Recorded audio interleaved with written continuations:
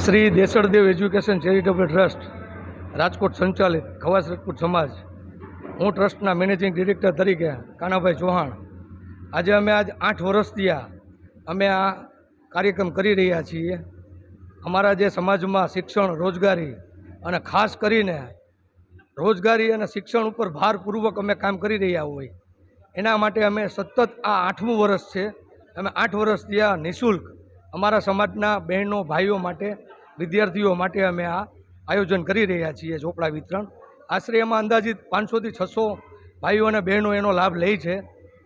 અને મારી આવનારા સમયમાં એક વિનંતી છે, સમાજ ચોક એક સંદેશ આપવા માગું છું કે આજે સમગ્ર ગુજરાતમાં અન્ય સમાજના સંગઠનો નાના મોટા ભેગા થઈ રહ્યા હોય તો આજે અમારા સમાજમાં જે અલગ અલગ નામ આપી અને પોતાની વ્યક્તિગત શાખા ઊભી કરી અને સમાજને જે અલગ અલગ રસ્તા ઉપર લઈ જઈ અને સંગઠન થવા દેવામાં જે અવરોધરૂપ જે સમાજના ધરાર આગેવાનો છે, બરાબર, એના માટે અમે સમાજને સંદેશ આપવા માંગીએ છીએ કે દર 3 વર્ષે પારદર્શક ચૂંટણી થવી જોઈએ.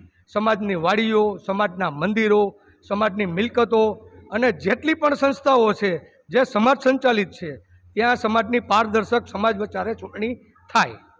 જય દેસળદેવ.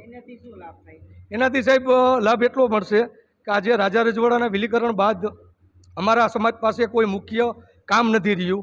એના હિસાબે આ 3જી 4થી પેઢીએ અમારો સમાજ અત્યારે હાલ આર્થિક રીતે, ખેતતાણ અને સામાજિક રીતે અત્યારે વ્યવસ્થિત અમે પગ ઉપર ઊભા નથી રહી શકતા.